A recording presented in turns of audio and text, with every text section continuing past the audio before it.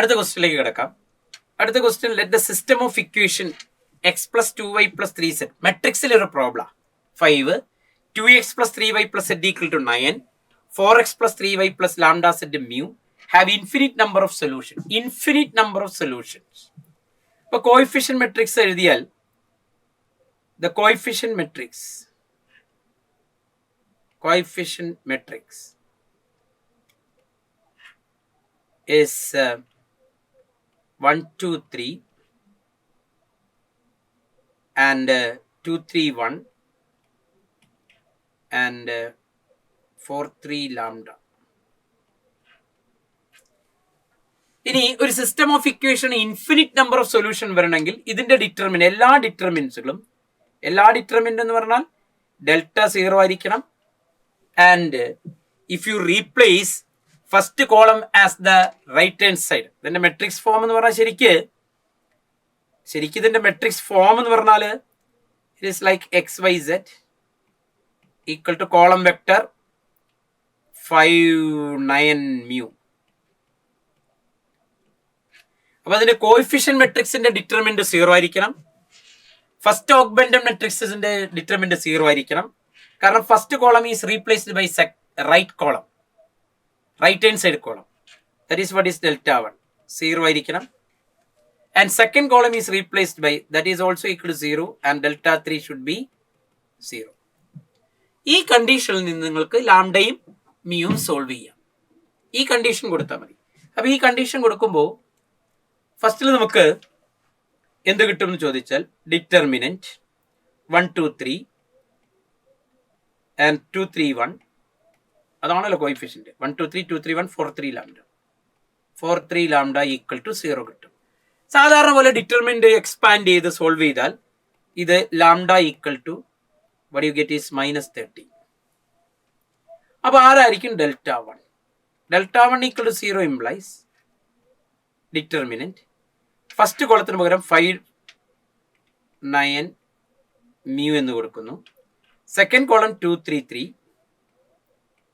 Third column 3 1 -30 ലാംഡയുടെ value.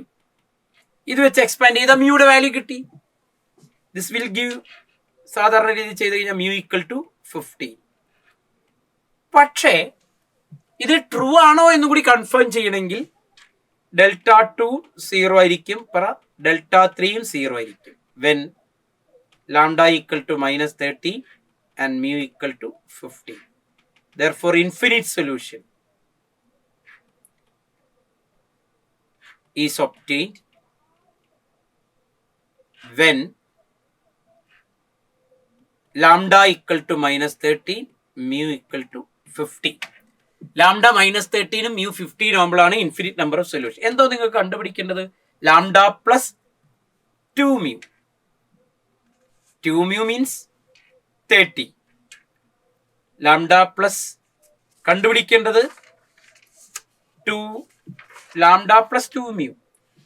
That's very simple. What you get is 17. Lambda value we have obtained mu 15. I'm sorry. Lambda value -13, mu is 15.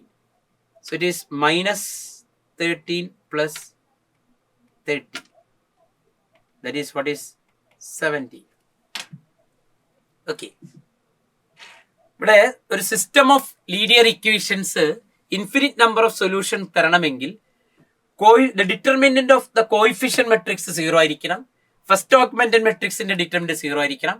Second order determinant 3 ആണ്, 3 equations ആയതുകൊണ്ട്.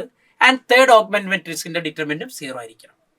അപ്പൊ delta 0 delta 1 0. Delta 1 എന്ന് പറഞ്ഞാൽ first column is replaced by the right hand side column.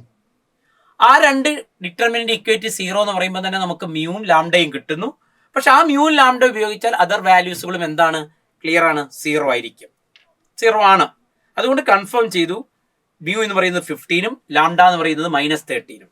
അപ്പോൾ നമ്മുടെ ക്വസ്റ്റ്യനിൽ കൊടുക്കുന്നു. നമ്മളെ ക്വസ്റ്റ്യൻ ആയ ലാംഡ പ്ലസ് 2 മ്യൂവിൽ കൊടുത്താൽ -13 പ്ലസ് 30 യു ഗെറ്റ് 70, ഓപ്ഷൻ 2. അപ്പോൾ system of linear equation 3 system of linear equations infinite number of solution വരേണ്ട കണ്ടീഷൻ മാത്രം ഓർക്കുക. അത് ഓർമ്മയുള്ളവർക്കും ഡിറ്റർമിനന്റ് ഇവാലുവേറ്റ് ചെയ്യുന്നവർക്കും സിമ്പിൾ ക്വസ്റ്റ്യൻ.